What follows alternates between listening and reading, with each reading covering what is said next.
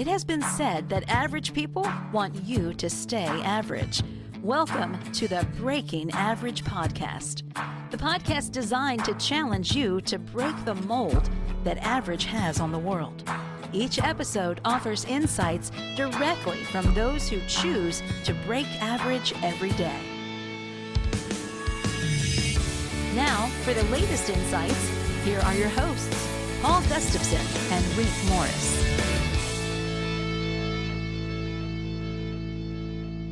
Welcome to the Breaking Average podcast. I am Paul Gustafson, and I'm with my co-host, Rick Morris. Hey, Rick, how are you, man? Hey, Paul. Super excited for today, man. Ready to go. I am excited, too. We've been having fun. This will be week 4, actually. We're just pulling a book off the shelf, and it's not just a book off the shelf. We actually you and I spent a few minutes early on just picking 16 phenomenal books.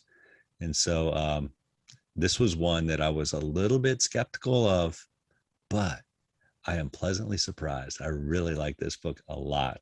So can you share with everybody the book that we picked? Because you really picked this book, and I'm so glad you did. What is the book, and why should everybody read it?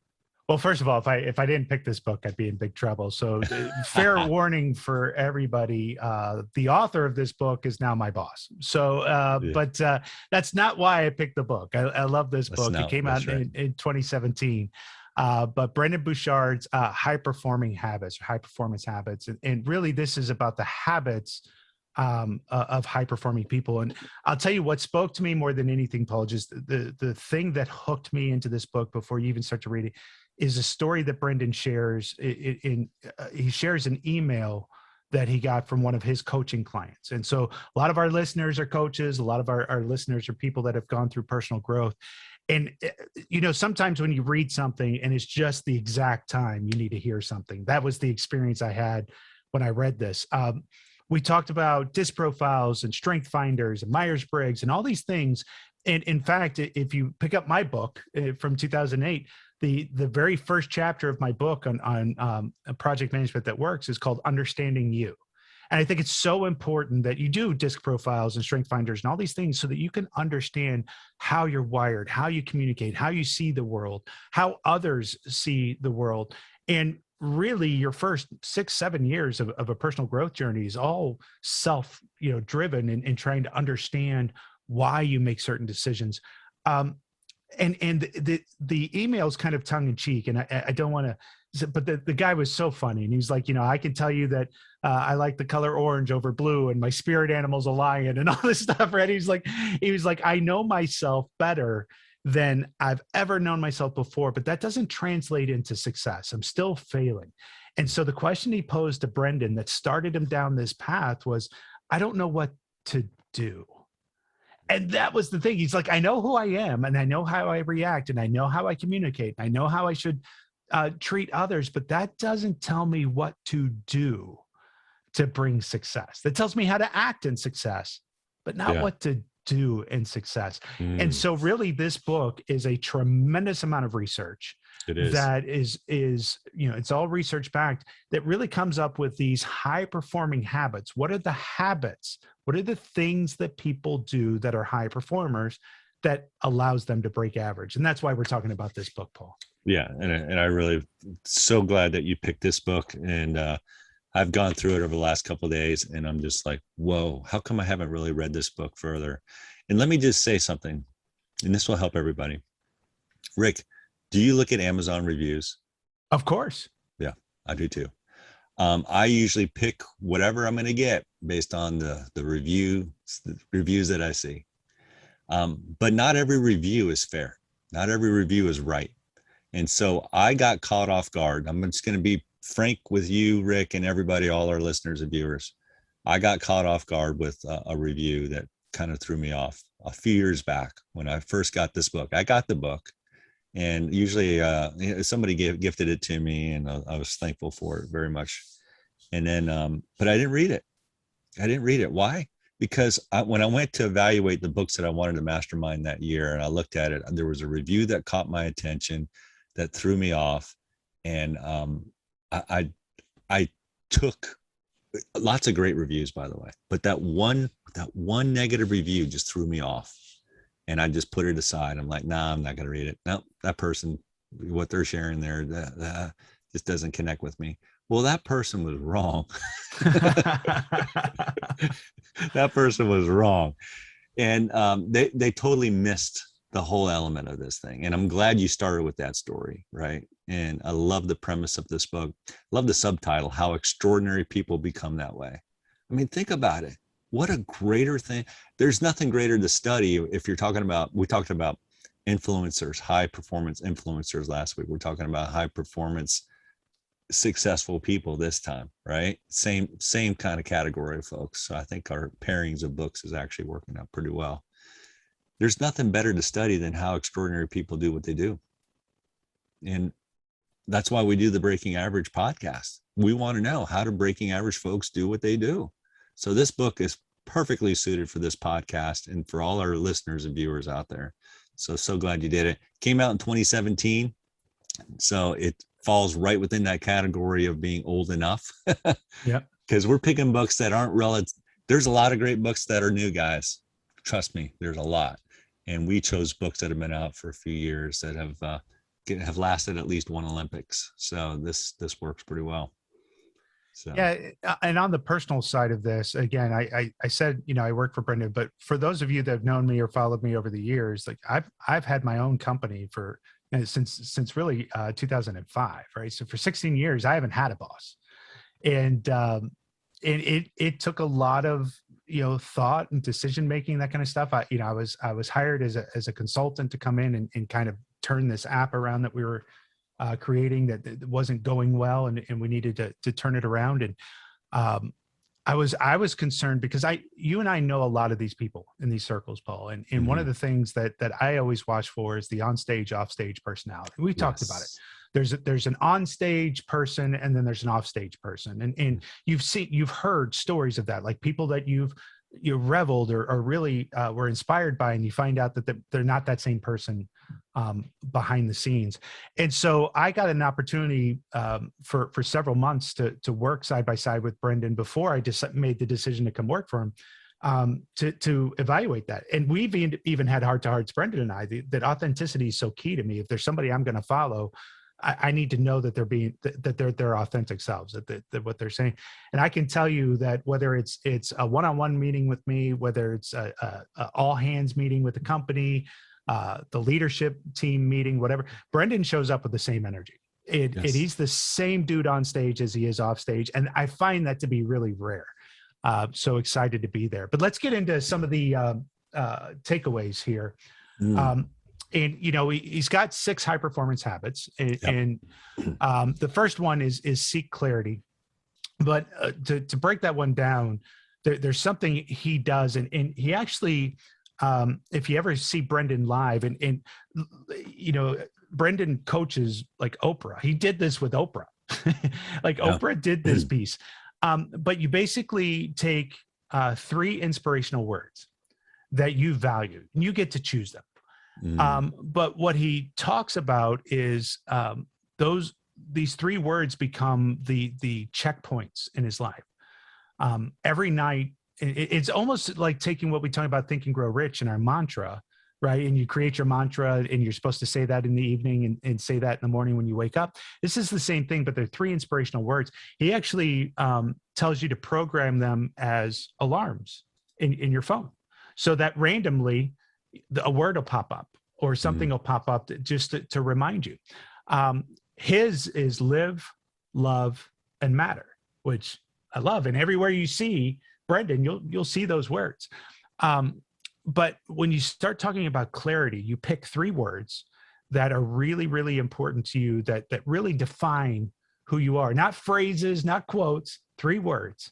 And that becomes your guiding light. And that, when we start talking about clarity, that's as clear and concise as you can get. Yeah, I love, the six habits are fantastic, right? So real quick for all our listeners and viewers, Rick's talking about the first habit, which is seeking clarity. And I want to unpack that some more, but just so that everybody who's taking notes, just so you know what they are real quick. Can I do this, Rick? Can I just share the 6? Yeah, knock it down. Yeah. 6, seek clarity is number 1. Number 2 is generate energy. I love that one. Number 3 is raise necessity. And these are all personal, right? And then he moves to a social aspect. Okay, that's personal. That's you. You're being intentional and you're growing. This is what you're going to do. And then the next 3 are kind of social, like, okay, this is intentional in what you do with your interactions with other people. We talked about adversaries and allies last week. So this is going to kind of play into that too. But all 6 of these play into it, by the way. It's really beautiful. So the next 3 are increase productivity, develop influence. There it is. We talked about influence last week. And then demonstrate courage. And I love that. So those are the 6 high performance habits. And these are legit, guys. I love it. And I love those 3 words: live, love, matter. I love the story behind it. Love those questions that he has at the end of the day. Did I live fully today? Did I love fully today? Did I matter fully today? Powerful questions. But I like your little exercise. That's pretty cool. So is that, you kind of set that on your, like every hour kind of thing? Just he sets random alarms but he uses that, quite a bit for your goals and all that kind of stuff. But what's really key about this is this is all derived from studying people who are high performers, right? Yeah. So this isn't just like, and a lot of the books that we read, and they're profound, they're great, but they're like, oh, this is what I've discovered.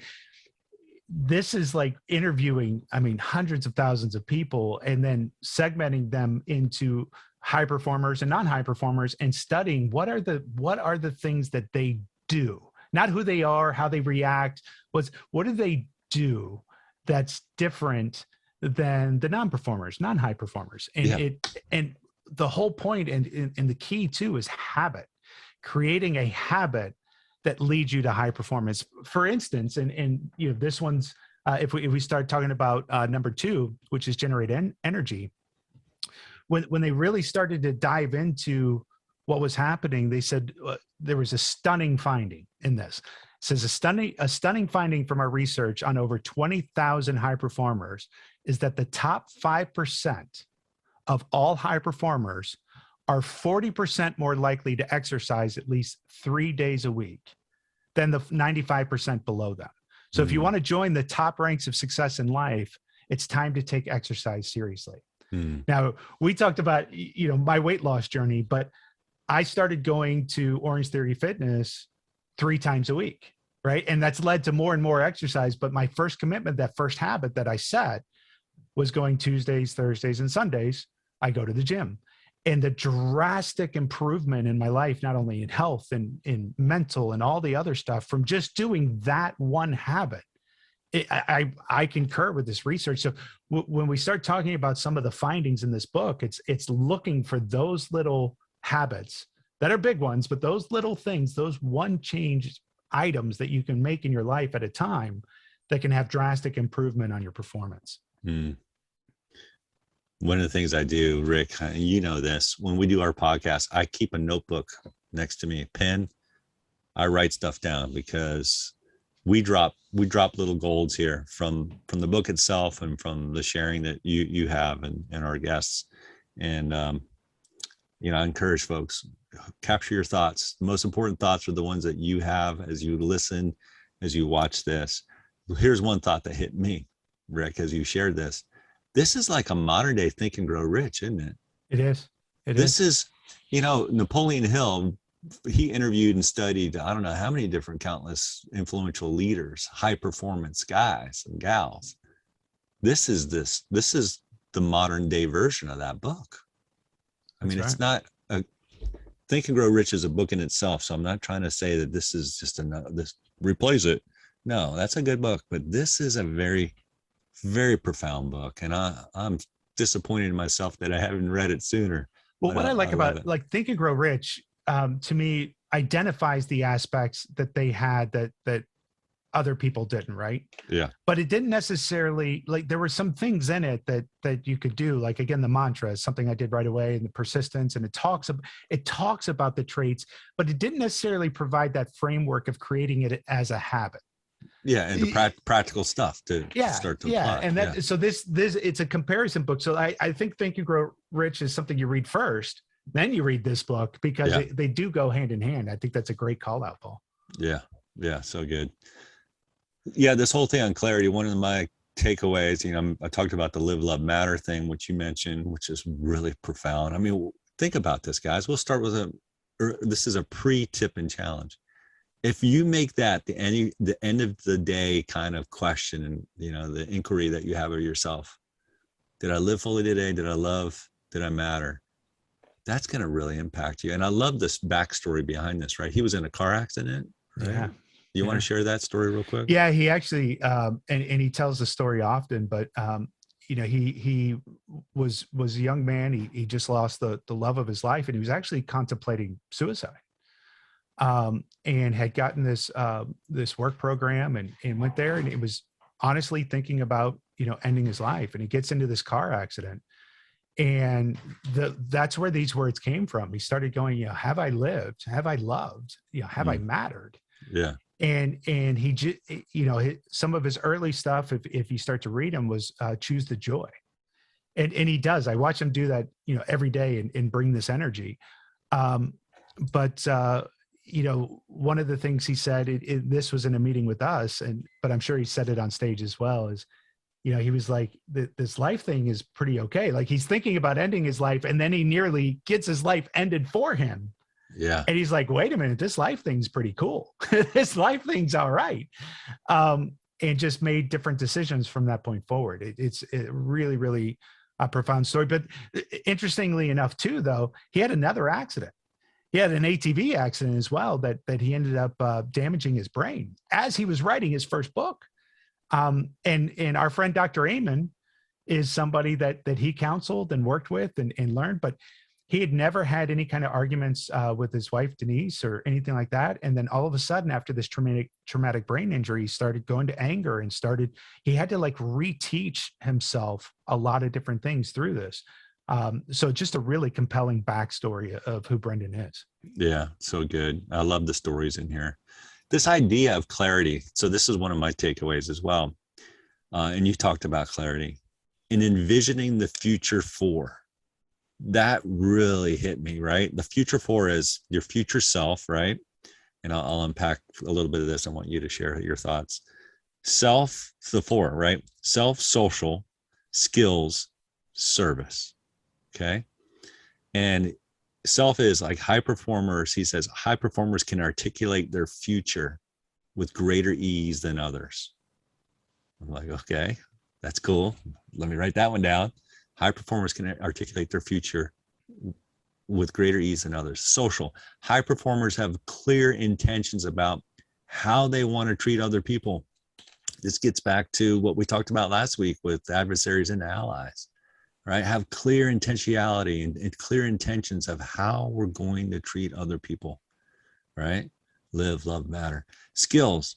High performers are very clear about the skill sets they need to develop on how to win in the future. And I love this idea of PFIs. Are you familiar with that? Yeah. Primary field of interest. What's your primary field of interest? Have one. And then fourth one, service. High performers look to tomorrow and consider their service to the world. Very powerful. Then he says, kind of as a wrap up on this topic of clarity, at least in my notes, when someone becomes disconnected from their future and their contribution to it, they underperform. But when someone is connected to their future and their contributions to it, they're high achievers. They're high achievers. So I think that's really powerful. And to your point, that's all clarity. Yeah. If you're mulling through not knowing what next year looks like or what your next move looks like, and he even talks about, getting to your five, right? He talks about these 5 things. So if you want to know, what your next dream is, and I think that actually comes a little bit later when he's talking about increasing, productivity. But if there were only 5 major moves to make your next goal happen, what would they be? So the point is so many people get stuck going, well, what if this happens? What if that happens? What if that happens? And I've shared, my coaching style with people that I work with of, sometimes I'll tell them, all right, let's write them all down. And then let's go see what actually really happens. And you'll realize you've spent so much time in the what ifs, and the thing that did occur was not even on the list. So no matter how much time you sit there and try to say, why can't I do something, you still won't get all the things that could happen versus what are the 5 things I'm actually going to do? What are the, and there's that clarity of purpose. So you know what tomorrow looks like, you know what that next move is. So charting your 5 moves is a huge piece. I love it. I love it. One thing that just hit me too, Paul, is, you know, as you were saying things, you know, I've heard, you know, John Maxwell talk about that. I've heard Seth Godin talk about that. I've heard Dan Pink talk about that. But those are all high performers. Yes. So the fact is these are high performing habits, right? So you hear, you know, John talking about being intentional, living intentionally. Well, that means I'm actually going to think about tomorrow. I'm thinking about how I want to show up. I'm thinking about what energy I want to bring to it. You know, Brendan talks about your A game, right? Bringing your A game. What is my A game? Am I, you know, have I even been bringing that today? And what would my A game look like in the next hour or so? That's the same thing as John talking about the intentionality and looking at his agenda and thinking into how he can bring value to those, to that next meeting. Well, these aren't just people regurgitating other ideas. This is their take and conclusion of it, but they're all doing it and they're all high performers, which just supports high performing habits. Yeah, I love that. I'm looking through my notes on this book as you're sharing that, because there's so many great highlights. You know, I'm a Kindle guy. I love having the print. You know, I have the print on this book that I need to find out of a box because I put it away. I'm like, no, I'm not going to read it. I'm gonna have this book on my shelf now, right? I put books on my shelf that I think are meaningful. This one is definitely meaningful. You know, the other tip are these traps that he talks about, right? And I wish we had more time to dive into it, but he says the 3 traps is beware of superiority, beware of dissatisfaction, and beware of neglect. And those were like, okay, get it, right? And you can see this in others, right? You can see when a leader falls off the treadmill, if you will. I'll use that vernacular. If they're a high performer, but all of a sudden they're not that high performer anymore, what happened? Well, maybe there was an air of superiority that they had. Maybe, and this has happened to me, Rick, is dissatisfaction. Beware of dissatisfaction. And then this one happens a lot. All of us have experienced this, right? Neglect. Beware of neglect. Those are 3 traps. So, and it comes back to where he started, right? Think about, did I live full today? Did I love? Did I matter? So I love those traps. Yeah, I think neglect is the one that hit me the most, because when you start thinking about neglect, it's what am I neglecting? So when you fall off that treadmill, it's because you're getting into a pattern of distraction. Yes. So there's something distracted you, family issue, whatever, and then you just started going through the motions, and you're neglecting your dream. You're neglecting that sense of purpose. And sometimes because you're into a woe is me type of phase, you're neglecting the service aspect of it. We've talked many times about our servant hearts and wanting to serve people and having to serve people. And, you know, even if we talk about this podcast, you know, we talked, I think last week when we were done, I said, man, I miss the energy, you know, because we took a little bit of a break over the summer, but I neglected the learning during that the habit that I had of being prepared for the podcast, the habit that I had of being ready to have personal stories and things like that relate to the material that we're doing. I realized how much I was neglecting that side when we got back into this. Because again, you know, when we're done with this today, man, I'm going to be on fire. I'm going to go exercise. I'm going to go do my stuff. But it was just interesting is that we stopped a habit that you and I had, which is to get together and record and podcast. And that habit alone, all of a sudden I started to detract. I wasn't reading as much. I wasn't growing as much because I didn't have the habit with you, you know? And now we've put some pressure on us, right? 16 books. 16 books. 16 books and 16. This is, guys, we're challenging ourselves on this one, right? What are your 16 books, right? So think about what we're going through, and it's humbling, but I'm hungry for it, and I love what we do, and I love to be able to share with our listeners and viewers on this. So it's a lot of fun. So I have another takeaway around influence. We talk about influence all the time, right? Yeah. And leadership is influence, nothing more, nothing less. But he had a different, a little bit of a different take that at least made me think for a second. He says, you can't possibly know whether you have influence with your coworkers unless you ask them to do something.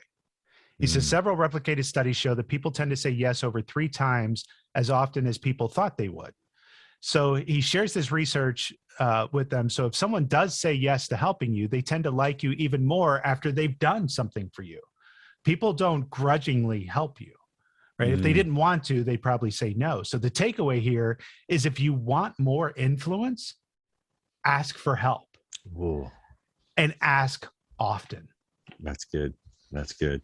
And we could do that. And I think he quotes Cialdini in this book, either this one or the last one. He talks about influence, Robert Cialdini, but the will question, that's one of the more powerful things that you can do to frame, to ask somebody to help you. Like, hey, will you just take a minute and help me out with this? Will you just give me some time when you have a chance to kind of review this? Will you? The will statement in the front, because people love to support and encourage others, and when they feel like, wow, that person's asking me to help them out, that means they must value my contributions.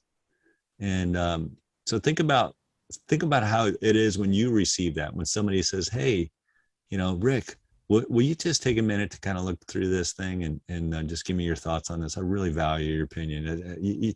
You've got a perspective that I think is really meaningful for me and for all of us. Can you share that? That's pretty powerful, right, Rick? When you get those kind of will questions. And that is a Cialdini thing. It's replacing can with will. Yeah. So can you take a second? You're like, I don't know if I can or not. Can I? Right? When you're yeah. But will you is and again, we talk about these one word switches all the time. But you're right, that will you piece. And my final kind of takeaway in this, it was around the demonstrating courage. And what he says is courage is more like a skill since anyone can learn it. And once you understand and demonstrate it more consistently, everything changes. He says, if your future best self, a version of you 10 years older, who is even stronger, more capable, and more successful than you imagine yourself to be, showed up on your doorstep today and looked at your current circumstances, what courageous action would that future self advise you to take right away to change your life? How would your future self tell you to live? I thought that was awesome. That's good. That's good. Do you remember, it reminds me of Back to the Future, when Marty McFly goes back and, his dad wasn't really the coolest cat in the neighborhood. And he's struggling. He goes back and, he's seen the future. This is Marty McFly. Who's the actor? I'm trying to remember the actor who played Marty McFly. Michael J. Fox. Yeah, Michael J. Fox. And classic movie. And so he pretty much coaches his dad to see the future self. And sure enough, when he goes back in time, back to the present, dad's a different guy. He's a cool cat now. So that's right. That's right. So tip and challenge, you ready for this? Yeah, let's do it. All right. So for tip and challenge for here, this one was a hard one for me to do, and I'm practicing it more and more. A lot of people talk about meditation or just taking a few minutes and clearing your headspace, and there's a lot of great apps for that.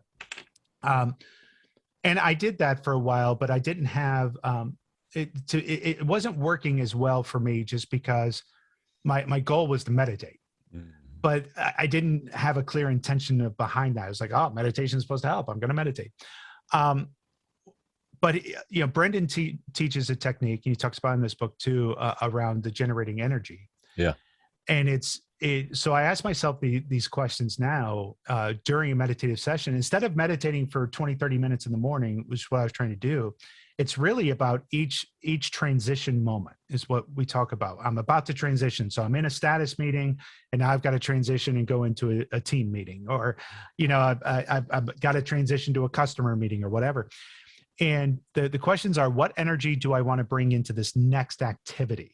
So it's more of a 3 to 5 minute as I master these transition moments. Yeah. How can I do this next activity with more excellence? And how can I enjoy the process? And so that's my tip is to make sure you do that. Now, challenge, I'm going to go 1,000% selfish on this, but there's an app out there called Growth Day. It is something that I actually am the project manager for and working on it every day. It's what I started. It was the big project that we were kind of referencing, in the podcast before when, Mike Harbour would go, well, Rick's working on something, but we can't really tell you what it is. That's what it was. It was Growth Day. Phenomenal app. You can get a 14-day free trial to go out there, but it has all of the tools to help you through the high-performing habits. So out of the Institute, there's something called a life score that happens, and there's daily, weekly, and monthly life scores that actually measure yourself against these 6 high-performing habits. And what's different with this app than most is after you score that, there's direct recommendations of content, audio, video, reading materials, that kind of stuff on a score that maybe, excuse me, that you didn't do so well on. Maybe you were low in energy this week. Maybe you were low in demonstrating courage this week.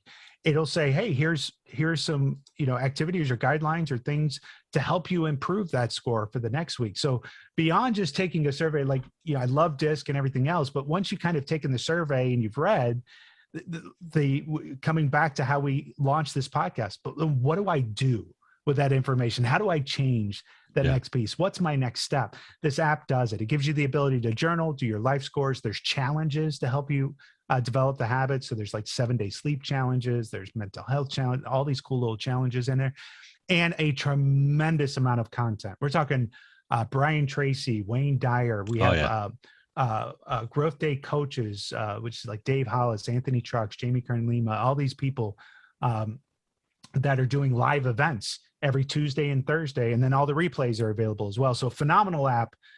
So you can go to growthday.com and try that out. That's my challenge.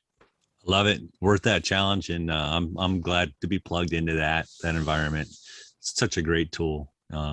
So here's my tip and challenge, Rick. And I love this discussion today. One of the things you kind of talked about this early on is, and I'm pulling right from Brendan's book.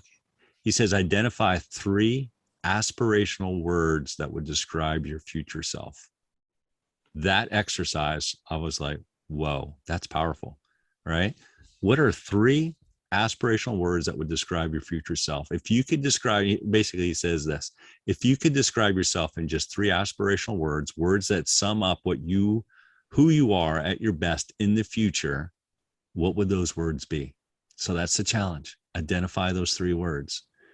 Take time today, right now, just to sit down and say those 3 words are, and I'm going to be doing the same exercise right after we're done with this podcast. I'm going to identify my 3 words, and those are my words going forward. I already have an inkling of what they are, and I'll share on the next podcast those 3 words. So Rick, on the next podcast, you get to call me out. Paul, what are those 3 aspirational words that you have? But think about it from this standpoint as far as the challenge. What would provide the most value to those you serve? As you think through those 3 words, what will provide the most value to those you serve? Because those are the words that you want to kind of pick that, hey, you know what, this is going to add a lot of value. That's the question high performers obsess about. And again, this is straight from Brandon's stuff. They obsess about it. And I love that take. And I love this book. Thank you again, Rick, for bringing this out. And I want to encourage our folks to go to breakingaverage.com. Check us out on the web. We'll highlight this book, reference the Growth Day that Rick just mentioned. You'll see a link for that to go sign up. Or just go to growthday.com, right, Rick? Yeah, growthday.com. That's pretty simple too. So breakingaverage.com, growthday.com.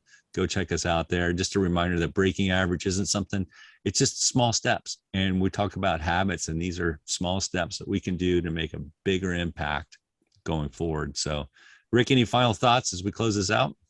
Yeah, I'll give you my 3 words. Yeah. So my 3 words are finish. And the reason being is with my high ADD and high I personality, I tend to start a lot of things, but not finish. So did I finish something today? Did I finish what I intended to finish today? Right. So finish. Nice. Inspire. So did I take, time out to with my family or, with friends or anybody to create a moment of inspiration for them to grow, for them to be challenged, and serve. Right? Making sure that, who did I serve today? How did I serve today? Did I serve with pure intentions? Those are the three words that I use. I love it. I can't wait to share my three at the next podcast. We'll tease it up, I guess, for the next one. I love Brendan's as well, right? Live, love, matter. Rick's is finish, inspire, serve. So thank you, Rick. Guys, thank you for watching and listening to the Breaking Average podcast. We're so thankful for each of you, and we hope that you're enjoying these little bits as we unpack some phenomenal books. Join us next time as we dive into another fantastic book. I can't wait to share that with you. And so we'll see you next time on the Breaking Average podcast. Thank you for listening to the Breaking Average podcast. If you loved what you heard, please take a moment to subscribe.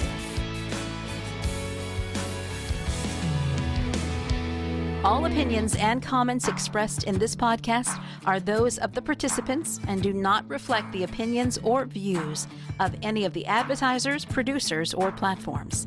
This show was produced by R Squared Multimedia. A special thank you to Milestone Melodies for our theme music. As you continue your day, what is one action that you can apply from this podcast to your life? Tune in for our next episode as we continue to challenge everyone to break average.